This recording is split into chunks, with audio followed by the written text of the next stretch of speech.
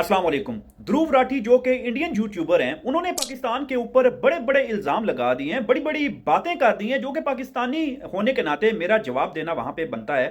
ध्रुव राठी ने अपनी recent video के अंदर बोला कि पाकिस्तान जो कि इस गलत कामों के अंदर आगे बढ़ चढ़ के हिस्सा लेता है और इन्होंने सीज फायर की वायलेशन की है।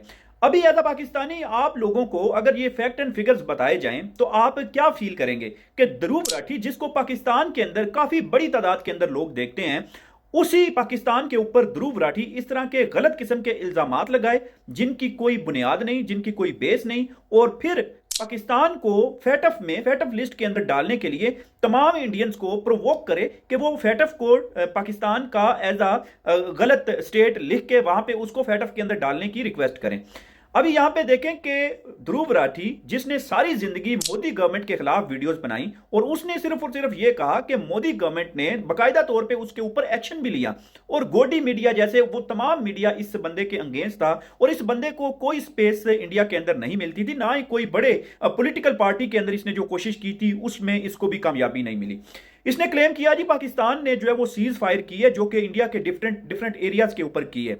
तो भाई कौन सी सीज फायर की है? आपका मीडिया क्या शो करवा रहा था कि सीज फायर आपकी तरफ से हुई है, और हमारे यहां जो वायलेशन है सीज फायर की वो आपकी तरफ से हुई है। हमारा मीडिया कह रहा था कि हमारे तरफ से किसी जवान ने या किसी बॉर्डर के ऊपर जो सीज फायर की वायलेशन है वो नहीं की, और हमारे जो बॉर्डर के करीब एरियाज हैं वहां पे मुकम्मल तौर पे सुना जा सकता था कि कैसे आपकी तरफ से वो वायलेशन की गई, वो तमाम किस्म की वहां से फायरिंग की गई, और रात को वो गोलियां चलाई गई, और वो लोग इस चीज के गवाह हैं जो चीज हुई है। तो आपका फॉल्स क्लेम, जो कि आप एक कमरे के अंदर बैठ के वो सारी वीडियोस बना रहे हैं और आप उस फैक्ट के ऊपर बात कर रहे हैं जिसमें कोई सदाकत नहीं है, वहां पे रहने वाले लोग जो कि आपने शुरू किया था, वो जो पहलगाम हुआ उसके ऊपर तो तहकीक के लिए हमने आपको बोला था कि आप आए, इसको इंटरनल जो है वो एक्सटर्नल इन्वेस्टिगेशन करवा लें, किसी इंटरनेशनल फोरम पे चले जाए, वहां पे जाके इन्वेस्टिगेशन करवा लें।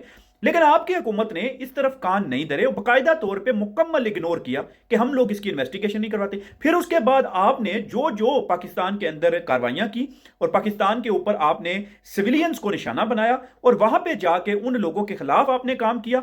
क्या हमारा जवाब देना नहीं बनता? क्या हमारे जो अदारे हैं, हमारी जो बॉर्डर पे खड़ी फोर्सेज हैं, उनका काम नहीं है कि अपने लोगों को बचाना, अपने लोगों की हिफाजत करना? क्या आप लोगों को इजाजत है कि आप किसी भी एक सॉवरेन कंट्री के अंदर, आप किसी भी एक आजाद मुल्क के अंदर जाके आप अपनी जो है वो फौजें ले जाएं और आप किसी भी सिविलियन के ऊपर जो है वो जाके हमला कर दें? तो ये चीज आपके दिमाग में होनी चाहिए कि अगर आपने हमारे जो है मुल्क के अंदर या हमारे आजाद मुल्क के अंदर अगर आपने हमला किया है, तो आप ये समझे कि हम रिटेलिएट नहीं करेंगे या हम उसका जवाब नहीं देंगे। तो भाई ये कुछ चूड़ियां पहन के यहां पे कोई नहीं बैठे हुए, वो आपको पता चल गया 3-4 दिन पहले कि कैसे हमने रिटेलिएट किया और कैसे हमने जवाब दिया। और फिर आप कहते हैं कि इनको फैटफ की लिस्ट के अंदर डालना चाहिए। भाई क्यों डालना चाहिए फैटफ की लिस्ट के अंदर? किसी भी आजाद मुल्क के अंदर आप जब हमला करते हैं तो उस आजाद मुल्क का बाकायदा तौर पर राइट है अपना डिफेंस करने के लिए। We have a proper right to defence our country. हमने अपने मुल्क को डिफेंड करना है, हमने अपने मुल्क की हिफाजत करनी है। वो जो बॉर्डर पे हमने जवान खड़े किए हुए हैं, वो जो हमारी जो बॉर्डर फोर्स है, उनका मुकम्मल जो है वो उन्होंने अपनी ड्यूटियां की हैं, मुकम्मल तौर पे अपने मुल्क की हिफाजत की है। तो आप ये चीज़ें जो है वो अपने दिमाग से भुला दें कि आप करेंगे और हम खामोश हो जाएंगे। भाई हमारे मुल्क के अंदर इस तरह की चीजें नहीं है कि किसी भी मुल्क के अंदर जो आप देख लेना, किसी भी मुल्क के अंदर देखें कि कोई दूसरा मुल्क आकर अगर हमला करता है तो वो मुल्क अगर खामोश हो जाता है, या तो उनके पास पावर नहीं होती या वो मुल्क किसी और मुल्क की तरफ से कंट्रोल हो रहा होता है। आपने पाकिस्तान पे हमला करके देख लिया, आपको पता चल गया हम किसी और मुल्क से कंट्रोल हो रहे हैं, हम जवाब देने का हक रखते हैं।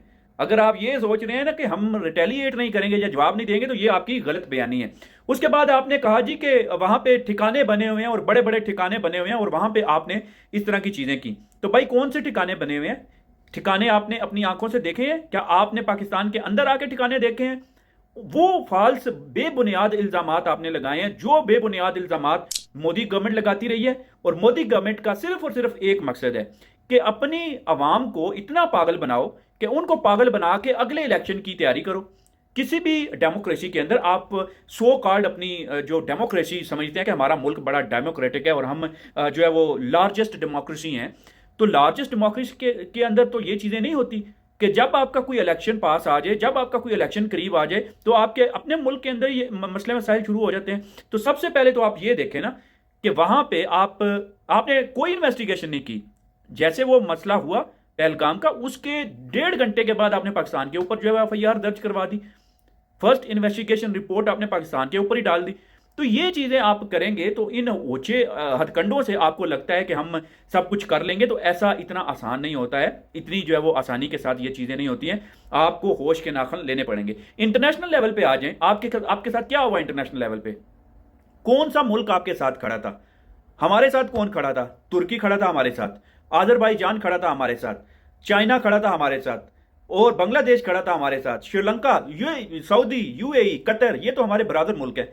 इन मुल्कों के अंदर अगर आप अंदाजा करें कि यहां से आपको पता चल जाता है कि मोदी गवर्नमेंट का जो नैरेटिव है, जो पिछले दिनों से चलता आ रहा है, वो हमेशा ये काम करते रहे हैं। और इन मुल्कों को भी पता चल गया है कि जब कोई इलेक्शन आते हैं या जब मोदी गवर्नमेंट को जब अपना बेनिफिट नजर आता है, जब बेनिफिट लेने की कोशिश वो करता है, तो वो ऐसे मसले मसाइल अपने मुल्क के अंदर क्रिएट करता है जिससे सिंपैथी ली जा सके, जिससे दूसरे मुल्कों को ये बावर करवाया जा सके कि वाकई ये सारी चीजें पाकिस्तान कर रहा है। हालांकि इन चीजों के अंदर कोई भी, जो आप कह लीजिए ना कि सदाकत नहीं है, या कोई भी इनके अंदर वो चीज आप नहीं समझ सकते।